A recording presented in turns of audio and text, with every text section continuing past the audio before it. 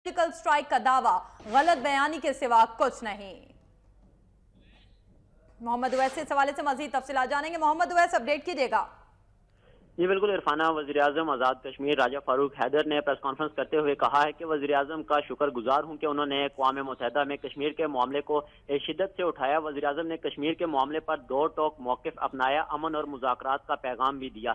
भारत की जानिब से सर्जिकल स्ट्राइक का दावा गलत बयानी के सिवा कुछ नहीं है। इंडियन आर्मी का DGMO के बयान की सख्ती से मज़म्मत करते हैं। लगता है कि DGMO को कश्मीर का कुछ इल्म नहीं।